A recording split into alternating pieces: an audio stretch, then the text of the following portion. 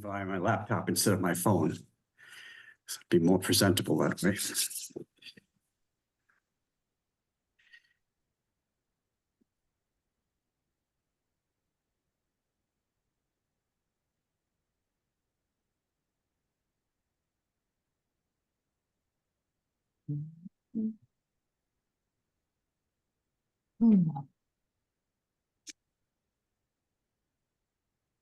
I don't think we'll. Should we start, and then if people come in, they come in? Are you still having? That was the plan. 5 minutes after is the time. So we'll begin. Welcome to the AHLJ's discussion with Abraham Hamra and Robert Garson. It's called Brown Jews and Jews with a Hue. So this is really going to be a, I think, pretty candid, off the cuff discussion between Rob and Abraham. And I'd also like to introduce Richard Fulton. He is the AHLJ's new executive director, and we are extremely excited to have him. Richard, if you wanted to say a few words. Very few words. I don't want to divert from the main presentation, but I'm really thrilled to be joining AHLJ as its executive director. I think this is really the AHLJ's moment. We're at a time of profound concern, both for the Jewish community generally, but especially for American Jewish lawyers, the concerns that we are dealing with in terms of threats to Jews, both verbally and physically, in terms of the legal questions of free speech versus safety of our community, both of which we take very seriously, and many other issues. So I'm very much looking forward to taking on this role at AHLJ, working closely with Rob and with Alyssa and all of the rest of the team in responding to these concerns, and with that, I'll finish and look forward to being able to address all of you at length at some other time. Very nice to meet you. Right. Good to meet you. Thank you, Richard. So Rob and Abraham, I don't know if you want a further introduction or if you want to just get to it. Apologies, I didn't prepare something more formal.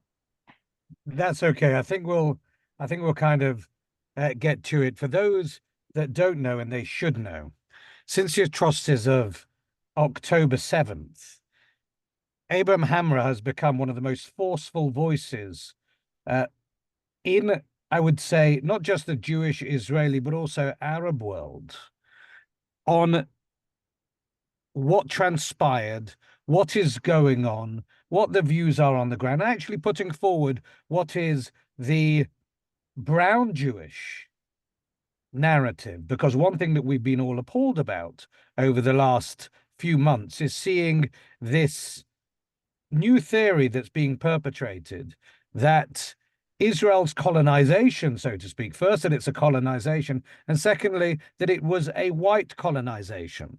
Certainly those of us that I have here, the quintessential brown Jew, and myself a Jew with a hue, would fundamentally disagree with. And that's something that we're going to be talking about over the course of today. You'll hear from Abraham, and you'll understand why his voice has risen to really such prominence in a medium that many of us lawyers don't necessarily live in. So, Abraham, sabah al-khair. Sabah al-khair. My fellow Sabah al-khair, my fellow Jew with a hue. I wish I can say it with an accent. I can't, but I'll leave that to you. I gotta say, my chest hair is showing much more than yours, so I think the Sephardi Mizrahi is a little bit more in me. I think there's some milk dropped into you. well, it's actually my wife told me to do mine up, and she said it makes you look less professional. But I thought for us we had to show a little bit of character. Yeah. Abraham, why don't you tell everybody here your personal story? Because it's not that story that you, like myself, were both immigrants to the United States, and I think would say grateful immigrants to the United States. but your story is particularly compelling, and I would like, if you could, to take a few minutes to share it. Sure. Before I say my story, I think it's important to just kind of trace back to understand the most hated word today, the context of my story and the context in which I was born into. Prior to 1946, prior to Israel being created, this entire region was one big caliphate. So the idea of Syria as a sovereign state was a 1946 invention. When 47-48 happened, there was a lot of people from Syria, a lot of Jewish people, for instance, my grandmother's mother, who decided to move to Israel. They went to Israel, they went back to Syria to collect some stuff, and they were trapped in Syria because of the outbreak of the 1948 war, in which Syria and other Arab countries joined to attack Israel. Many of the Jews around the Arab countries were expelled with this idea of riots and mobs and this anti-Zionistic anti-Semitism. And the ones that remained, particularly in Syria, were looked at as political hostages, as pawns that can be used against Israel. And so I was born in the midst of that conflict. I was born into political hostage status. In 1987, I was born in Damascus, Syria.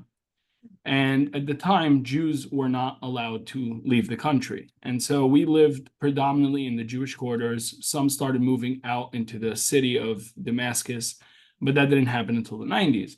We couldn't leave the country. We couldn't immigrate as a family unit out of the country. So my dad was a tailor. Sure. What was the status of Jews generally before political hostage within the Arab country? Did it have full citizenship prior to that or not? So no, the status of a Jew in that area of the region, in that part of the world, we were considered as dhimmis, and that's true for Jews and Christians that were living in that region. And the idea of a dhimmi is supposed to be a protected person. This idea came out of a battle of Khaybar, which you hear a lot in the streets, like, we want Khaybar back. Khaybar was a battle, one of the first battles that Muhammad had, in which he conquered a town named Khaybar. The residents of that town were all Jewish.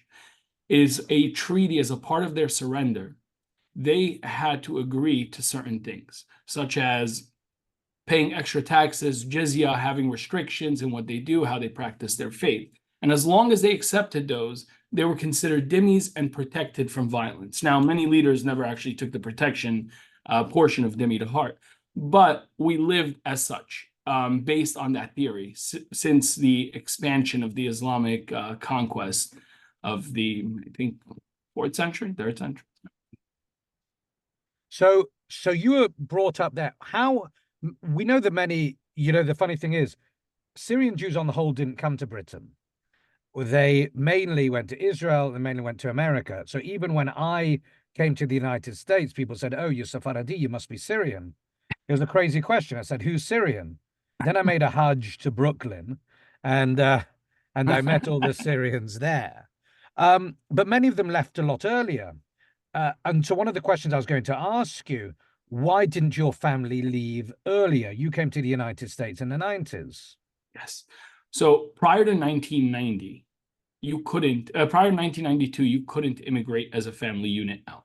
So I was expanding on that a little earlier, where if my dad, for instance, he was a tailor, he used to sell clothing to Poland, and so he had to take trips out of Syria. When he had to leave the country, he would collect our passports and give it to a special police force that was in charge of the Jewish community. And they were called the Mukhabbarat.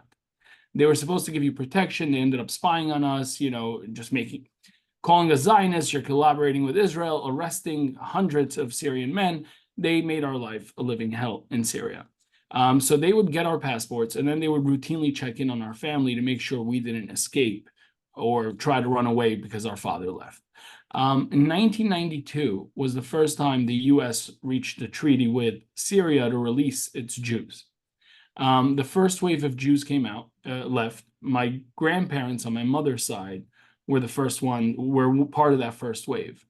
And I was telling you, I remember very distinctly, in 1993, Assad changes his mind. You know what? No longer are we going to allow more Jews to immigrate out of Syria. So Hold on, but your grandparents had left. My grandparents had left a huge portion of the remaining 5,000 Jews that remained after 48 as political hostages. A significant portion is left.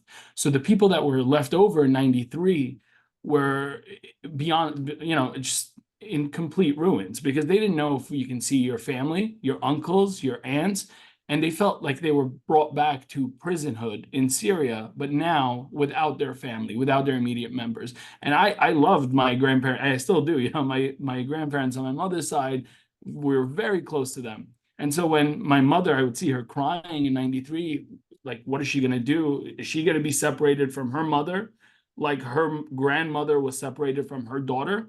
And my grandmother and her sister didn't meet until they were 60 because of what happened earlier.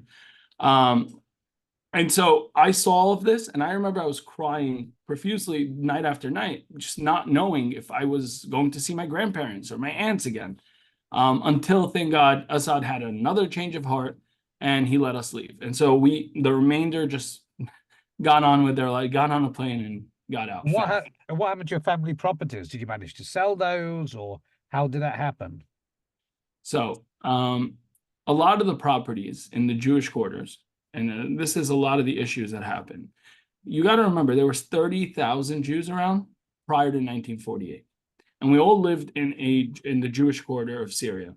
Now, after 1948 happened, there was about 5,000 Jews remaining.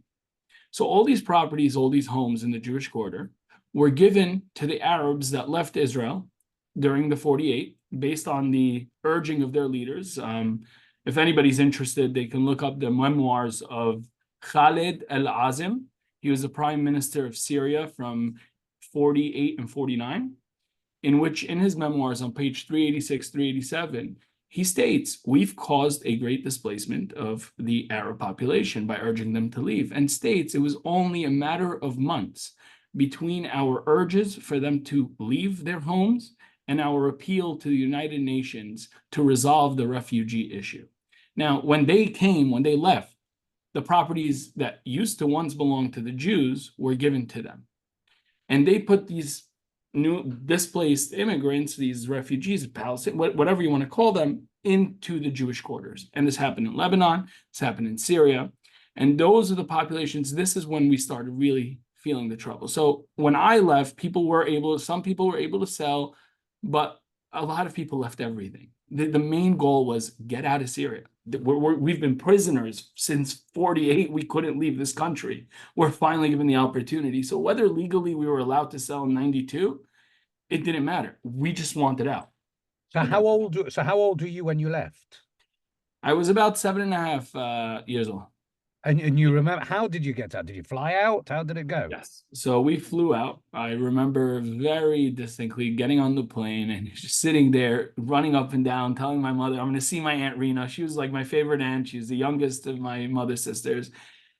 And I remember like distinctly landing in JFK, walking out, and my grandparents were there, and they had a white van at the time. We all jumped in. I was just looking out the window. I was amazed. But we came by plane. But your first language is Arabic. My first language is Arabic. We did try to learn Hebrew in Syria, which is a very fun way of doing it. You were allowed to pray. As a Jew, you still were allowed to pray in Syria, maybe secretly. And so the government would allow you to learn as much as you needed for actual praying. So memorize your prayers. So what we do there was one Jewish school that was in Syria. They would put the Aleph Bet inside a Sidur, or more advanced Hebrew lessons inside Sidurim or whatever, to teach us the language, to teach us Hebrew. But yeah, my first language is Arabic. And do you have any specific memories yourself of anti-Semitism on the streets in Syria, or no? Or is it too far gone? No, actually, that memory is what kind of sparked me to go on Instagram in the first place. I was around 3.5, 4 years old. My grandfather at the time lived in Hosh el-Basha. This was in the center of the Jewish quarters in Syria. There's a nice big courtyard outside, and there's houses surrounding this courtyard. And I would go out and play. There were stray cats all the time. I still remember my grandmother yelling at me because there was a white fridge on the first floor of her house. Make sure you close the door. The cats are going to come in and eat the meat. So I was out there. I would always play in the courtyard, play with the cats. And just one day, Palestinian mother with her child walk by. The mother urges her child, pick up a stone, throw it at this kid's head. How dare he, just sit there with a yarmulke. I think I was wearing a kippah. It wasn't that advisable back then, but whatever. They threw the stone on my head. My head, I'm gushing blood. My mom now tells me the second part of the story. She runs immediately to the Mukhabarat, to the police force that was designated to protect the Jewish community in Syria. She runs to the Mukhabarat, urges them to come. They come, they see me bloodied on the floor as a 3 or 4-year-old, and an unapologetic Palestinian mother and her son standing there. They question them. Why did you do this? They gave the anti-Semitic answer. He's a Jew. The Mukhabarat didn't publicly okay it, but they didn't do anything. They said, you know what? Okay, just don't do this again. Even if he's a Jew, you shouldn't assault him, right? That's not really a deterrent whatsoever. And this was commonplace. In Syria, we had no rights, no protections, and that was just one of my experiences with firsthand anti-Semitism in Syria. It's interesting. Yeah, go on. And I was born already when things got a little better, because prior to Assad coming into power, and not many people know this, Assad actually lifted restrictions on the Jewish people. Not all restrictions. And for somebody like my father, who was born in 52 and grew up a prior administration than Assad, to him, Assad is a savior of some sort, right? Not really, like he understands now as he left, but to him, it's, prior to 70s, before Assad came into power, we couldn't travel 10 kilometers from my house without a special visa as a Jew, without a special permit as a Jew. When Assad came, I was able to travel without that special permit, right? Now, were there still restrictions on education, what professions you're going to be? Yes. But we were beaten down so much prior to him that when there was a little lift of restrictions, the people that were actually oppressed felt like the continued oppressor was now a savior. And this is something that everybody saw was mistaken once they left. And I can tell you, I get a lot of messages that see this. They're waking up to that reality, and they woke up to that reality. so it's interesting because my experience being more the child, the grandchild of, Sephardic Jews was very much living within a more Ashkenazi world. So I'm asking you. What? I wanted to ask you, as I was talking a lot, I'm like, Rob, I got to ask you something because I'm dying to know. I mean, when I came here, the first thing was people were like, oh, Jewish food, gefilte fish, matzo ball soup. How does your mom make it? And I'm looking at them like, what the hell is gefilte fish? What are you talking about? So you Sephardi, growing up in an Ashkenazi world, you learn how to cook gefilte fish. That's my first. No, not really. Well, first, religiously, I learned how to swing both ways. Going to Bnei Akiva. My family's been in Britain for hundreds of years as Sephardi Jews and flicking between Gibraltar and back. But my grandmother was from Morocco. My grandfather was from Gibraltar. My grandmother was from Morocco.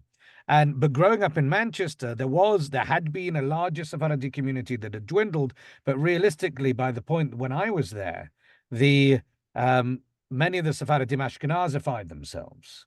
They, started wearing black hats. Women started wearing wigs, especially in the Orthodox communities. And I felt like I was like, we used to joke. I'd say, I'm like, there's a joke in Britain, being the only gay in the village, that when I was on school camps and they used to bring up the Holocaust, it didn't resonate with me. The closest connection I had was my great uncle, who was a prosecutor in Nuremberg. It didn't resonate with me. What resonated with me was my grandfather going, who smuggled from Morocco during the war, my grandmother who had grown up in Morocco, and those stories that came out of the change of what was, and what is, but also you talk about the food. People would come to our house and say, "Oh, wow, this is very ethnic," and we would say, "Yes, we cook with garlic and spices, things that have obviously eluded you." And we would go to other people's houses, and I can remember poking through something and my mother saying, "Don't worry, Robert, it's okay." But more than that, one thing I found when I sat on the Board of Deputies, which is like a British Jewish Parliament, and representing the Sephardi communities in Britain, was just really how many of the Sephardi communities were completely overlooked in terms of censuses, in terms of how they were approached by the mainstream British communities.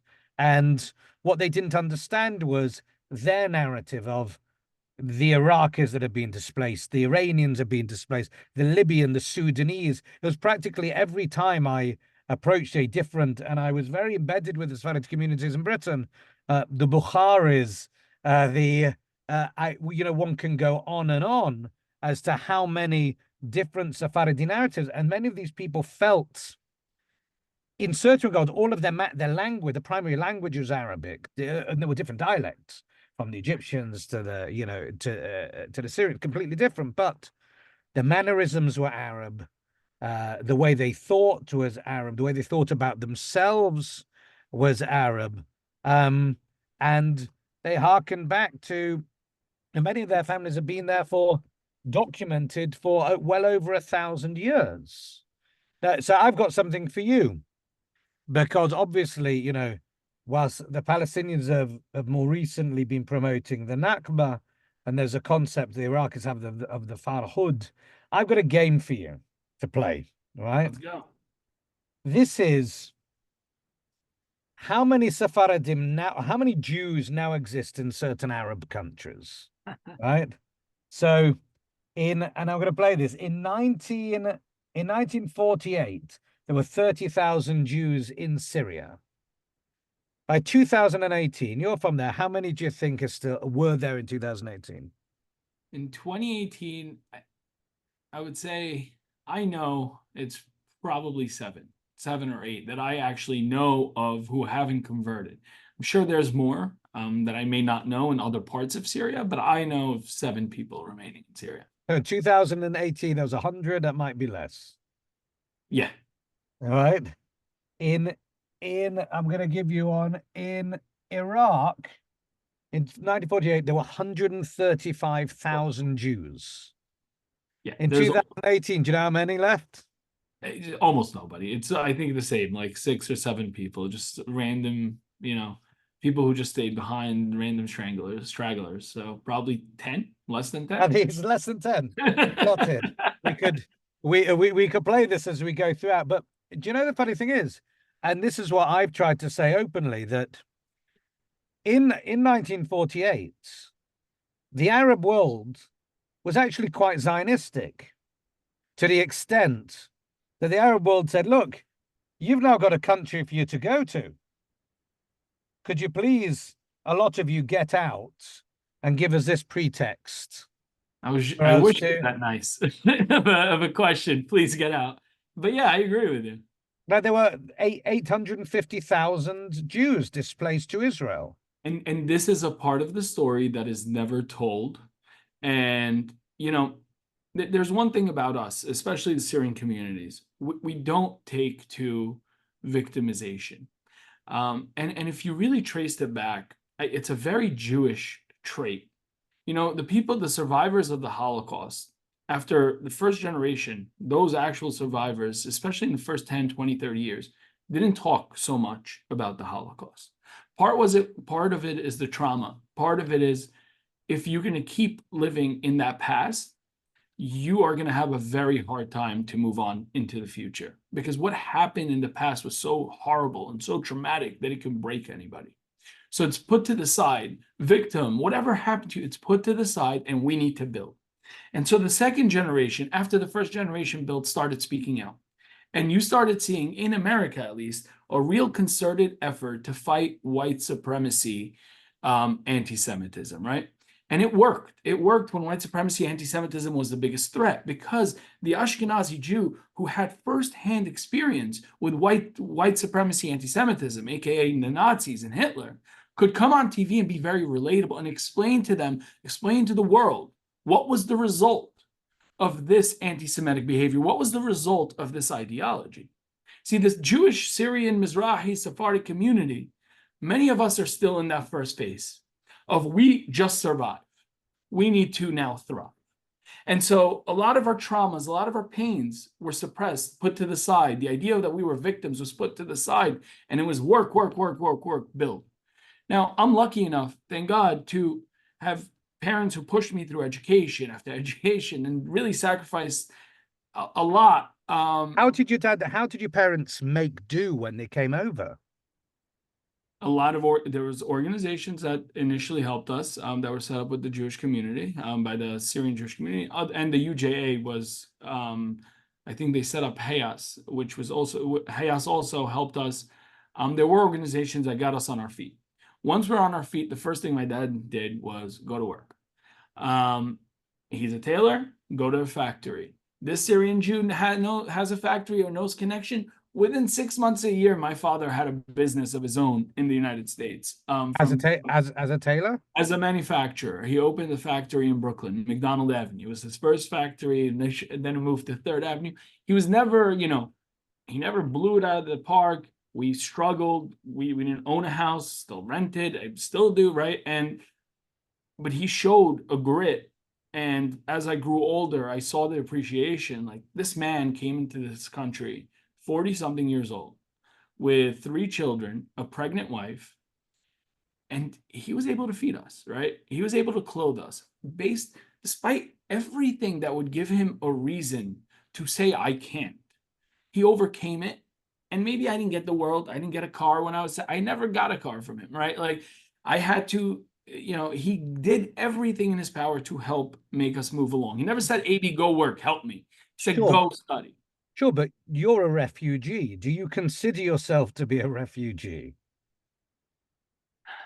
Interesting question. Yes, technically, by definition, if I didn't need to use that label today because of the twisted narrative that's being thrown around, I consider myself, when people ask me, what are you? I'm Jew. Because that's how I was called in Syria. That's how I was growing up. Yehudi. Ana Ba'arif, ana Yehudi. Khalas, right? Here we started getting different ideas. And so, am I a refugee? Technically, legal definition, maybe, right? Yes. I escaped the country seeking refuge because I was persecuted for my religion. Of course, I'd get refugee status in the United States. What I consider myself today is an American citizen. I got my citizenship. My children are not refugees. My children are full citizens of the United States of America, naturally born. So it's not an inherited status, is it? No, it's not. But I listen, Rob, we can talk. It's a brilliant strategy. If you look up how many displaced Palestinians there are, right? How many Palestinian refugees? Ask anybody. They go, oh, let me go look at Google. And you look at Google and UNRWA tells you millions. Well, how could there have been millions of Palestinian refugees when the allegation of the displaced people are between 350, which is 350,000 Arabs were displaced, and that's on the low end of the estimate, to the high end of 750. So how could you create classes of millions of people as refugees? Well, it's simple. For an organization like UNRWA, who wants to perpetually exist, can change the definition of refugee. So yeah, but Hadid is a refugee, right? No. That's a ridiculous extreme. I've got to take, so you may or may not know this. Before I was a lawyer, I was an archaeologist. And because my name isn't Abraham Hamra, or Jaime Mendelstein, the British government gave me a passport that just said Robert Garson on it. So I could go and excavate in Arab countries, right? So I excavated in Egypt, I excavated in Jordan, in Syria, in Lebanon, even in Gaza. I was excavating there on a joint one. And one thing I can tell you is that when I was in Jordan, the Jordanians did not, whilst even though there were millions of Palestinians there, the Jordanians did not accept the Palestinians as Jordanian. They just wouldn't accept them. and treated them as second-class citizens. In Syria, the Syrians treated the Palestinians as second-class citizens. Lebanon, the same. Yep. When it came, Egypt has a visceral hatred for Palestinians. Is that something that you saw, encountered, understood, appreciated, or not? Yes, because I understand what this conflict is actually about. For those who believe it's about land, this makes no sense. For those who understand that prior to Israel, forget Israel getting its sovereignty, prior to Syria getting its sovereignty, prior to Lebanon getting its sovereignty in the 40s, prior to Saudi Arabia getting its sovereignty in the 20s, or Egypt, right? All these countries were ruled under one major Islamic caliphate. And the caliphate fell. Now, there's some who have not let go of the dream of reuniting the region under one Islamic caliphate. And the some, I'll point my finger to Iran. Iran has been using these people who refer to themselves, or identify themselves as Palestinians, to perpetuate or to try to help them get that goal of turning into a caliphate. How do you do that? You disturb sovereign countries, whether it's Syria, whether it's Lebanon, whether it's Israel, whether it's Egypt, whether it's Jordan. You need to create a revolution, a mini revolution in each one of these countries to topple the governments. When you can do that and you can break sovereignty, the region comes back under Islamic caliphate control, and Iran is on top of the geopolitical discussion. The countries understand this. Syria saw this. Jordan understands this reality. Lebanon understands this reality. Lebanon was called the Paris. Beirut was the Paris of the Middle East. It was a majority Christian country. But you know what happened when the Iranian Revolution? Hezbollah came in. It was a change of demographic. It was interesting. When I was in Syria in the 90s, I can remember speaking to a Syrian in the Syrian church. People don't know this.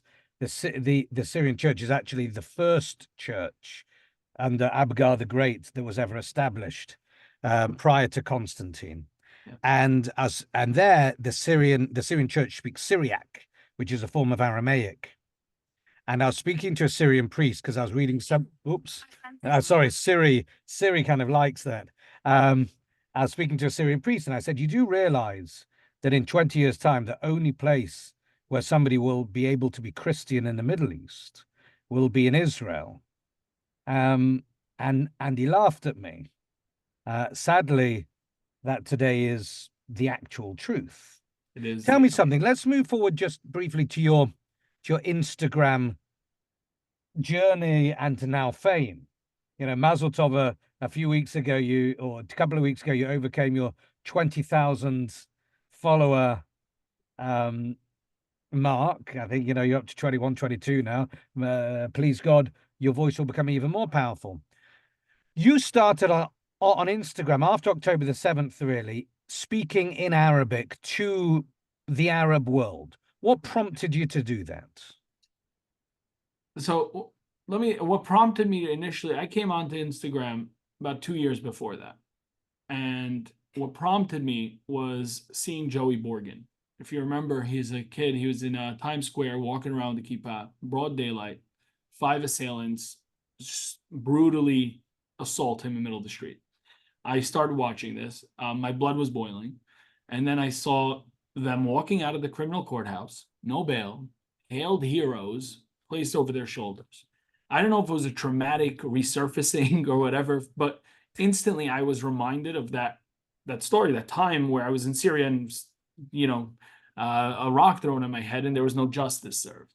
I saw a risk that was undeniable and unavoidable. If we allow this anti-Zionist, anti-Semitism to continue and to continue brainwashing and really fooling the public, we are going to face another displacement. And I wasn't ready for that. And so I just spoke out of frustration. I had 200, 300 followers, right? Mostly my friends from law school and whatnot. And all of a sudden, my account grew to 2,000. Now, I still didn't get any traction. People were like, oh, you're talking crazy. You don't know what you're talking about. I'm like, okay. October 7th happens. And I come out saying the same thing I've been saying for the last 3 years. But this time, people were able to see. The kids were hiding in basements at NYU to be chaperoned out of the building because they were afraid that the riot mobs, the anti-Zionists, were going to out to get them. What I had been saying for the last 2 to 3 years started coming true. And so people started following me, and I started making an Arabic video because I wanted to reach the Arab world. I wanted to remind them of our existence. Look, Rob, I like Arab culture. Don't get me wrong. I mean, to a certain degree, right? I like Arab music. I love Arabic music. I listen to Kulthum. I can sing you into Amri like you never heard it before, right? And when I was a kid in Brooklyn growing up, I used to go to Bay Ridge to the hookah bars, sit with Arabs, and till this day we connect. It just felt like we've been so divided, and that Arab world has almost forgot their relationship. The normal ones, at least, forgot the non-anti-Semites that were living in these lands. We're starting to forget their Jewish neighbors and the peacefulness of their Jewish neighbors. And we're starting to buy into this fake ideology. And so I felt the need that I need to reach out to the Arab world. I need to show them, like, look, we are not going to cower. We're not going to bend our heads for the sword. We're going to stand up for ourselves. We're going to protect ourselves. We are here and we are here to stay. Come join us. But is that a particular mentality, more of what I call the brown Jew or the Jew with the hue? Because when I was speaking in Georgetown Law the other week, and I actually took my daughter with me, my eldest, my 15-year-old, to see a self-hating Jew. And a girl stood up and she spoke and she said, I'm Jewish, but I'm anti-Zionist. I'm anti-establishment of the state of Israel. I am pro-Palestine. I believe in a free Palestine. And what you're saying is incorrect. And somebody asked me my view because she said it to another speaker and then asked me my view. And I laughed. And I said, this is one of the most Ashkenazi things I've ever heard being said. And there was silence in the room. And I said, oh, don't you know? Brown Jews and Jews with a hue in America, we don't march in pro-Palestine rallies. And you know why? We have no white guilt. Do you think that this visceral reaction that you had is just in tune with your Sephardi background? It's honest, and it's coming from a place of real life experience. And I'm a student of history. And so it's coming from a place of experience and what I've learned in history and my education. What I think the biggest problem, especially with what I categorize as well as self-hating Jews, is they've lost touch with the roots, with who they truly are, what their traditions are. What does it mean to be a Jew, right? I'll tell you this, Rob. When I first came to the States, I was blown away by the number of Jew you can be. Right? You can be Reform, you can be conservative, you can be Orthodox, you can be modern Orthodox, you can be sushi, you can be, take your pick, right? And in Syria, in most of the Mizrahi world, there was no such thing. You were a Jew, you could have been religious, you could have been non-religious. This has nothing to do with, religious observance. As you can see, I'm not wearing a yarmulke, I don't have tzitzit, but there was something there that connected us. And so what that did when we broke away the labels, and you were Jew or not Jew, you were religious or not religious, it enabled the most religious and the least religious to come together to build one true community, but not to lie to themselves. But America, when we came, and people would ask me, what kind of Jew are you? I don't know. I'd say I'm Orthodox. They're like, oh, you're not Orthodox. Where's your yarmulke? Well, I don't know what to tell you, right? And what I saw was a crazy phenomenon. It was a build your own Happy Meal of Judaism. And that is extremely dangerous. And I'm not talking about violating every rule. Violate every rule, if you must, but at least acknowledge, right? And I think that's where there's a responsibility, right? So I can say, I'm going to drive my car on Shabbos, for instance. So, Shabbat is how I say it. But to give an example. But I understand that driving my car on Shabbat is not allowed from the Torah whatsoever. What I saw happening in America and continues to see happening in America, starting generations ago, people started evolving the Torah, evolving the Constitution, evolving where we got our rights, where we got our tribe, our ethnicity, our religion, and saying, you know what, maybe it's permitted. It's permitted. You can drive on Shabbat. Well, no, it's not. But when you're evolving to convenient yourself, to evade consequence, to evade personal responsibility, what you risk doing is invalidating the entire document that gave birth to you as a people. And that's what started happening. These people started losing their roots, their Jewish ancestral roots, right? Like Maaser. So that's part of the point that I think I empathize with, not necessarily, not all of what you said, because the narrative is different.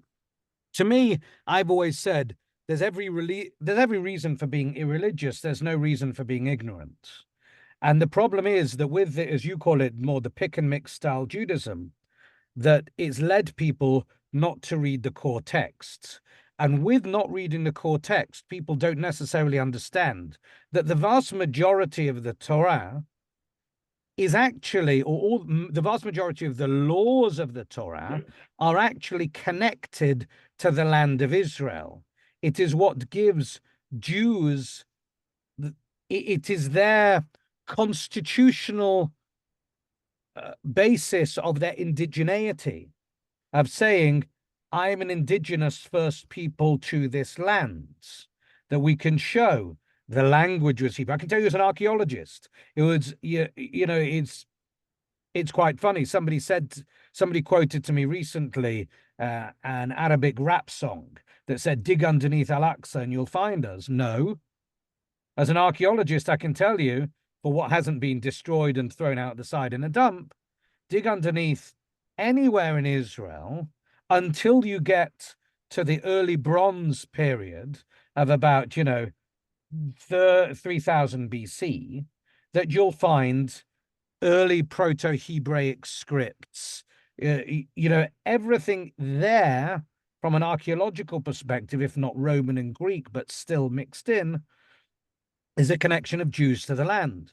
And I find that what the Ashkenazim or those people that haven't read the text have lost is the fact that Jews, whilst being displaced, are indigenous to that land. And therefore, coming back to that land is exactly the same as Aborigines being given back rights to that land, Native Americans being given rights back to their land, Maoris being given rights back to their land, Africans being given rights back to their land after what was prolonged periods of colonization. I think that's where I think that disconnect from the Torah and those later writings, and even those later writings where you see Rambam writing back to the communities, in Safat and Jericho, etc. The texts are there to show.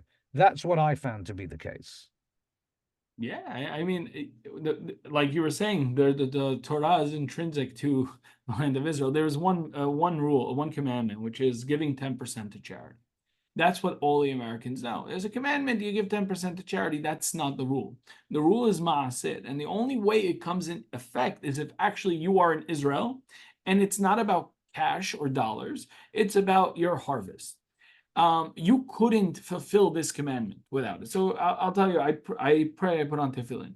And so one of my Arabic videos, I put on my tefillin and I said, look, one of the prayers we say, and I said in the tefillin that I wore, that my great grandfather wore to Moses, is Lema'an yirbu yemechem, and I'll translate, V'imei benechem al ha'adama asher nishba Adonai rabotechem, right? For your days shall be long on the land that God promised to your land. Whatever God promised, didn't promise. At the end of the day, this text has been read by us even prior to the creation of Islam. This text is found in the Old Testament itself. So let me ask you this. How do your Arab followers, if any, how have they related to you? How much hate have you received? Do you need to, have an armed guard posted outside your house? What's been the reaction to you? So the more Americanized Arab community, the more woke community, and I'm sorry if I offend anybody with that usage of the word, but that's how it's the best description I have. More woke communities have been very derogative to me in their communication. And you'd expect that. However, But do you have any Arabs from the Arab world following you? Yes. The Arabs from the Arab world understand. And you know what? I'm gonna read, if I can find it real quick, one message. Somebody wrote to me from Lebanon. Hi, I'm a Lebanese, Muslim. I grew up in the town of Sidon. I know there were Jews around us. I've immigrated to Canada since. I just wanted to reach out and apologize for what we've done to you. There's another guy that reached out to me, and he's from Syria, from my community in Syria, knew exactly where I was talking about, where I was assaulted in Hosh al-Basha. And that's a voice note. And I just want to play it for everybody because I truly think it's in English. Part of it's in English, and that's the relevant part. It tells a real story. So let me just play this real quick. بعرف وين حوش الباشا. I know where Hosh طلعت al-Basha. من سوريا. طلعت من سوريا. I was 17 years old.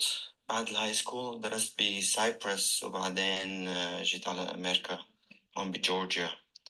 Man, it's crazy how we've been brainwashed in Syria growing up. Like when you leave the country, you see things like shit. Like how did we think like that? Like, man, it's crazy عن جد يعني. واللي صار بأكتوبر 7 طبعا أنا half of my friends they don't talk to me anymore because of my views and stuff, and it's barbaric. It's horrible, man. It's inhumane. And the more real Arabs that actually lived in that region understand what this fight is. They understand it's not about land, if they're being honest with you. And I've had very honest conversations. I've had more love from them than I've had, I'll be very honest, from the Jewish Voices or Peace group or whatever they call themselves.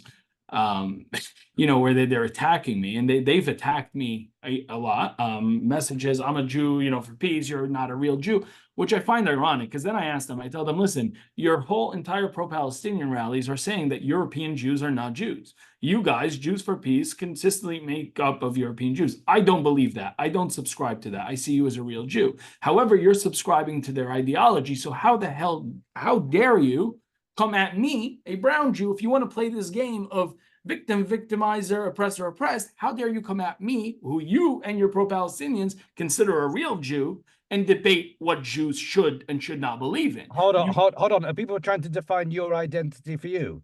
Oh, all the time. You're not really Syrian. You're not really born in Syria. You may be Jewish. You need to wake up. It's Zionism that caused the problem. There was peace in the Middle East before 1948. Really? The Grand Mufti of Jerusalem met one-on-one with Hitler. The Grand Mufti of Jerusalem took a Nazi corroborator and introduced him to Rashid Ali, who was fully responsible to the coup in Iraq that led to the expulsion of the Farhud and the expulsion of the Iraqi Jews. So look. One of the thing I can tell you. So I've been doing some recent research into mutilation in the context of sexual crimes, because I used to be a criminal barrister in Britain, and when I saw what had happened in Israel, I spoke to many lawyers about whether or not they'd encountered mutilations, and the answer was no. So it sent me on a kind of quest of research as to, because it didn't seem, I know sexual crime isn't natural, so to speak, but whether or not mutilation was normally accompanied sexual crime. And on the whole, I found it didn't at all. However, there were occasions where I saw these mutilations. In 1929 in Hebron, in 1929 in Akko, 1929 in Safat, 1929 in Tiberias, also in Libya. There was a pogrom in 1934. So one starts. We also see it in the Kenya, the Westgate Mall massacre that occurred in I think it was 2008. I'm sorry if I've got that wrong. But one thing I saw was that, when people say, oh, everything was wonderful, that's not quite correct. We see massacres, but coupled with this horrific sexual mutilation, which makes me think it was actually taught. It was taught to people. This is what you do along the way. Right. Remember, so there's two things I want to say real quick on this, because you're 100% right. One is I sent you a picture on my last journey to Israel. I went to places where people told me not to go, right? I went to a village called Silwan. This is a very hotly contested village in East Jerusalem. And the Arabs make claims that their great-great-grandparents used to live there until these damn Jews came around. Now, I got my hands on a letter that was written by the British government at the time, urging the Jewish community of Silwan to evacuate Silwan due to the riots, the Arab riots and pogroms that were taking place, and that they will help bring them back as refugees and cover their expenses. Now, what year was that letter? that letter was written in the year 1938, 10 years before the state of Israel. Now, I go, what are you talking about? I thought Silwan was an Arab stronghold. I'll be honest, I didn't even know. Silwan is really called Kfar HaTemani, which is the Yemenite village, or Shiloh. It was occupied, it was set up, the first time it was set up, it was established as a town, was in the year 1882 by the Yemenite Jewish community, who did face discrimination from the Ashkenazi Jews and from Arabs as well. And so they set up this village. That's where they lived, and they had to flee their homes. Nobody asked for their rights, and now nobody knows this piece of history. If you go to Silwan, you see eyes painted in buildings. Ask yourself, why are these eyes there? I thought it was the Ein Hara, right? The evil eye. But what I later come to learn, it's an EU commissioned painting with an Arab organization that's intended to send a strong signal. Jews were watching you. Don't come back. Arabs were watching you as well. Don't sell to Jews. I know, but that Kfar HaTemani, that was set up really because of what may have been Ottoman Jewish and Ashkenazi Jewish racism against the Temani Jews. Yes. They didn't want them living. Yeah, of course. Them. Yes, that is true. And we need to take a hold of that and be accountable to that. It happened. That's the truth. There was discrimination early on, of course. It doesn't mean that things haven't changed. It doesn't mean that Israel didn't experience a Black Panther movement. They did. You know who the Black Panthers in Israel were? The Mizrahim, right? There were fights for civil rights, but that's the beauty of a democracy. We were people that were separated between Europe and the Middle East for 1,000 years. It is a miracle that we've bound together only in 100 years.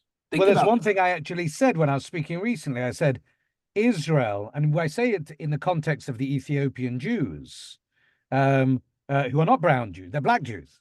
And that I say Israel is one of the only Western democracy to go to Africa to take Africans and absorb them in order to save them and not enslave them, and to marry Ethiopian Jews and to bring them in as part of their communities. And it's something which I think is deeply beautiful in Israel. I take pride in that. I truly take pride in that. I mean, look, you were talking about mutilation as well just a minute ago. I just wanted to tell you this one story that I think shows a pattern. There were 4 women who tried to escape Syria when it was illegal for Jews to immigrate out of Syria. So the way they left was through escaping, running to Israel, being smuggled. There were 4 girls that were trying to leave Syria in the 1974. 3 of them were sisters, 1 was their friend. These young ladies were caught trying to flee. They were raped. They were brutally murdered.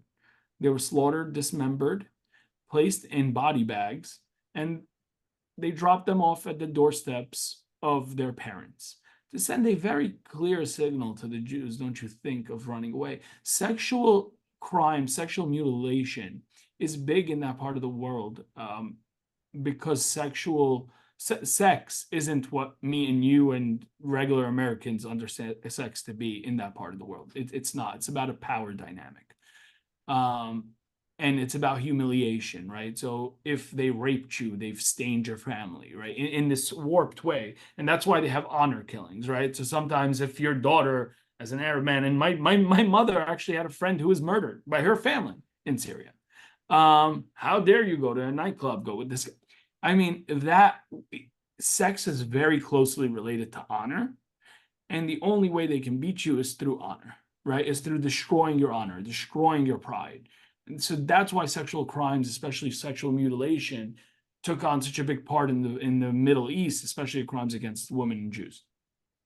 So it's funny because it's more, and just to say, people do have, we can run over a little bit, depending upon Abraham, if you wish to.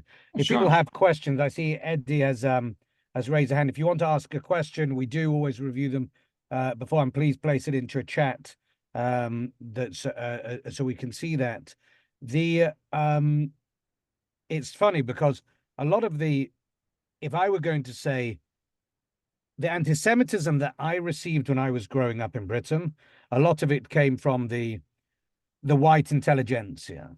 You know, I can remember Judge saying to me, Mr. Garson, are we going to have one of your Talmudic questions today? And I'd say, my lord, I apologize. You're going to have to think today. And I know that's going to trouble you. But what's interesting, a lot of if we're going to call it racism that I received on the street, wasn't on account of being Jewish most of the time, because I didn't walk around the streets of Manchester with a kippah on. It was because of my coloring. I was, I am Jewish, as I'm going to call it. And so, especially from the white Anglo-Saxon in Britain, I got spat on being called a Pakistani or an Indian or this, but realistically, I could fit in anywhere. So, but one thing you always, even growing up in my environment, I kind of fitted in nowhere. Within the Jews, I was, the little dark boy in the corner, but said a little tongue in cheek, because my grandfather was El Rubio, he's a redhead from Gibraltar. But then on the other side, the people who were not Jewish saw me more by the color of a skin tone rather than the color of rather than a kippah on my head. So you kind of got it every which way. And I end this on a positive note. If I can just say one thing that's gonna move away a little bit, and then we can take questions. But your family, my family, myself, we've been through hell. I could say I was victimized. That is true. But I think it's immensely important, especially to teach children, especially minorities, especially people who have been immigrants, is a trait of resiliency. When I came in, and I'm not saying I'm the greatest, but I didn't have excuses. I didn't have the privilege of making excuses. My dad told me very straight, you speak English. The sky is the limit. He didn't tell me about all my trauma and all my problems I'm gonna have and my name and all this stuff. I've changed my name. My name was Ibrahim Abu Hamra. It changed to Abraham Hamra because after a year of going to court, the court reporter would continue asking me to spell Ibrahim Abu Hamra. And I'm like, this is turning into a spelling bee. There's so many letters involved. So I changed it to Abraham Hamra.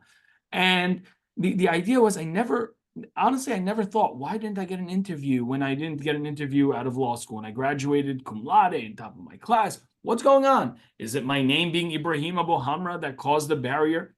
I don't care. It didn't matter. I had focus. I needed to succeed in this new country. I needed to succeed to make sure my children have a future. So everything went to the side. I didn't get a job. Great. Start my own business. That's what my dad told me. What are you doing at home? Start your own business. I started my own law firm. I worked. I love litigation. That was my true desire, my true love. I built a great litigation practice. Thank God I sold, and I have a beautiful immigration practice now. But the idea is, I don't live in my past. And I don't think we should start teaching children to continue living by their past. We need to move past our victimization, try to empower others to believe in themselves. And I think that's crucially missing in today's time. Yeah, it's that's that's your narrative, that's your experience. Please God, your practice will expand ever further. Hopefully down to Florida. I consider myself a refugee from New York down to Florida. We will welcome you down here. Alyssa, have you received any questions? I have two questions. Yes, I have one from Jason and one from Eddie. I'll start. Jason messaged a while back, so I'll just start there. And to both of you, hearing the stories of the Ashkenazic and Sephardic perspectives of Jewish heritage today, what advice would you give to help reconnect those that have shifted away from Zionism or consider themselves anti-Zionist? And he also wants to know from Rob what the Georgetown student's response to you was. So I guess that's So, so I could, my answer is, look, I can't tell people how to think. I can only tell people how to experience and how to educate themselves. What I would say is, go to Israel if you haven't been, go and experience it for yourself, and also go to the Arab countries if you can. Not that I would tell someone to go to Gaza nowadays. I worked in Gaza in the, in the 90s. It was okay for me to go at the time, that's for sure. Because I was male, I could sit down, smoke a few Cleopatras, and play Sheshbesh with some guys. A Western white woman wouldn't have been able to go at that time. But go and sit down and speak to as many people as you can and get proper perspectives and debate. The problem is people nowadays they don't listen anymore to other people. They don't debate. They only shout at other people. So that's what I would suggest those people to do. And the second part of the question was, what was the answer? Silence. I'm not sure the person was listening. Because people nowadays, and I do believe it's a social media problem, people aren't geared to accept and challenge their own views. I oftentimes say, you know what, you might be right. And if I can just contribute, I agree, but I just contribute one more thing is to the first part of that question, obviously. I think those people haven't really met Mizrahi Jews, Sephardic Jews. A lot of them are very undereducated, are falling for the argument that these are brown, these are white, these are oppressed, these are oppressors, and they don't have a community connection with the Mizrahi world. And so, as I was saying earlier, when it was white supremacy, the Ashkenazi Jews came on TV and they fought it because they said, look, this would happen to us because of this ideology, the Holocaust happened. I think nowadays, to really fight back against this, we need to amplify Mizrahi voices. We need to get them on the news channel. Instead of, and I have nothing against Mr. Greenblatt from the ADL, God bless him, but it's just, we're lawyers, right? You don't need to face two issues when you can stipulate one issue out. He comes, he's white, he's European, he's Jewish 100%, and I believe that, and he's roots there, but he has two issues to convince the audience. One, of his roots, and he's going to have to go back to the time of the temple and the displacement. They've lost you. And then the actual issue. I think when you bring a Mizrahi or a Sephardic Jew to the table, to the interview, that first part melts away. I don't have to prove my heritage or my roots within the Middle East. That's where I was born. That's where my great-grandparents were from, right?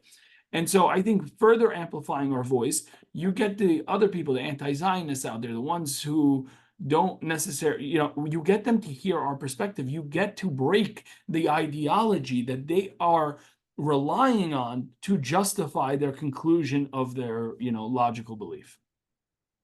Or illogical. Illogical belief, yeah. And I can't hear you. Alyssa. Thank you. yes. So Eddie has some questions or comments about Ethiopian Jews that he wants to discuss. Maybe I'll unmute him so that Eddie, if you want to ask Sure. Cameron Rob. So, can you hear me? Yes. Everybody can hear. Okay. So, I had been involved in Soviet Jewry emigration as well as Ethiopian Jewry emigration starting in the 1970s. And I can say how challenging it was to get Ethiopian Jews in. Israel didn't want them. It wasn't until 1977 that Shamir acknowledged that Ethiopians were even Jews. Back in the day of Haile Selassie, any Ethiopian could get a visa to Israel except for Jews because there was a fear that Jews would stay.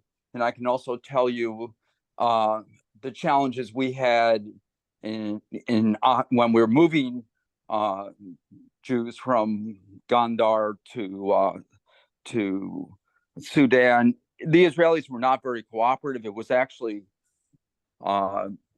Vice President George H.W. Bush who was helping to get the Jews from Sudan to Israel. And I know quite a few Ethiopian Jews in Israel now who still feel, whether it's the two killings or other examples of racism in Israel directed to them, where they don't feel equal to Ashkenazi Jews, especially, and have consistently, and also that there are still Jews in Gondar now who want to go to Israel, and Israel sets up a different standard for Jews in Ethiopia compared to Ashkenazi Jews in the rest of the world. There is no doubt that there are imperfections within any given system. And one thing I can tell you is because it was my great uncle's father-in-law, Lord Alliance, who was one of the main funders of Operation Moses. He's an Iranian Jew himself from Kashan, who then came to Britain, built up one of the largest textile empires in the world, and then was one of the main funders behind Operation Moses, Operation Solomon at a later date. Nobody's saying that Israel's perfect. And if I can just add to that, I think, and what I was trying to go before, I think it's quite remarkable to see where we are today. We were discommunicated. We were in a diaspora, and we still technically are, right? And in Syria, I didn't know Jews in Europe. And in Europe, they didn't know Jews who lived in Syria or Ethiopia. I never knew there were Jews that lived in Ethiopia. We all kind of started finding ourselves, right? In the 1800s, in the Israel's reestablishment, and there was the honest hostilities. I mean, look, the way I grew up, I eat rice on Passover, right? The Ashkenazi community doesn't eat rice on Passover. What's authentic Judaism? What's not authentic Judaism? Who's a Jew? Who's not a Jew? These are human emotions that in a book don't exist, but in real life, they exist. Now, as I was saying, what was beautiful about this is if you look now and today, is there still instances of racism? Of course, and it exists everywhere in the world. However, you're seeing a Jewish community that no time in the past 100 years knew each other. My mother never knew Black Jews existed. My mother didn't know white Jews existed in Europe, right? Now we're together, they're in touch. There's imperfections in the system. You fight every single discrimination or racism you see, and you try to make the system better. But the Ethiopian Jews that I know, and I'll be very honest with you, are very Zionistic. There's Black Jewish Magic. She speaks out on Instagram. There's Lilac. There's a ton of Ethiopian outspoken activists for Israel that are really centering and getting a ton of spotlight in the discussion. And one of an Ethiopian Jewish refugees who served in the IDF is actually running for Congress in the 3rd District of New York, and she is extremely Zionist. So to look at her and say, well, you may not believe they're you may be dismissing their discrimination. No, she understands what happened. I understand how the Mizrahis were discriminated against, but guess what? The Mizrahis also discriminated. We didn't have the power, but we also discriminated against Ashkenazim. They're not real Jews. Listen, my mother would have lost her mind if she knew I was going to marry half an Ashkenaz girl, when we were in Syria. How do you know? Maybe they intermarried in Russia or in Germany. These are human fears because we wanted to keep the religion together. What do you mean? We wanted to keep our identity. Even within the Sephardi world, there was a very famous case in the 1880s between what they called the Sephardim in northern Morocco and the Forasteros, who were from places like Marrakesh, who had the first marriage between the two of them, between the Aboutboul family and the Levi family occurred, and it was a massive scandal. Listen, but there's that. Even Bibi came up and said, you guys made peace between the Shamis and the Halabis. These are two towns in Syria, Aleppo and Damascus. We were always at it. If you can make peace with them, you can make peace with anybody. We're uniting, and there's growing pains with unity. We've got to cut off. I'd like to say two things. Number one, first and foremost, I have to thank you for putting yourself out on Instagram, because had that not been the case, I wouldn't have contacted you. And Joey Cohen put us together, and I'd like to thank him for that. Secondly, I find what is, a slightly younger, better looking brother, and I feel deeply connected to you in the short times that we've had together, and I hope there'll be many more. I would like to, you're a member of the AAJLJ. I would like to have you back to bring maybe some of your Instagram friends and do what I'm doing with you, you doing with them, for the AAJLJ, and carry on doing what you're doing. The fight for truth and for relevance is important, and the time that you put into it, you're not compensated for it. You're doing it for the good of community, for the good of humanity, and on a personal level, and for the good of the law. You bring dignity to the profession. Thank you. You bring dignity to the community. You bring dignity to your family, and hopefully the world will regain its dignity in good order. Robert, thank you so much. And I truly do consider you a brother. We found each other. It's amazing. You know, we come from the same region, but we had completely separate experiences and different experiences. And I am very excited to be a part of the JLJ, and really moving forward with this. Thank you. Thank you to both of you. And I'm going to ask one more question before we sign off. Sure. I'm going to put your Instagram handle in the chat, Abraham. Okay, not a problem. Abraham Hamra. I use my name. I know it's crazy. People are Abraham like, Hamra. coded. That's it. Okay. They let them believe. Ibrahim Hamra, shukran, wichal johunna. Really appreciate this. Thank you everybody for coming and hearing ours out. Truly appreciate it. All right. Thank you to everybody. And there will be a recording that we'll distribute. So goodbye to everybody. And thank you to Abraham and Rob. Take care. Bye-bye.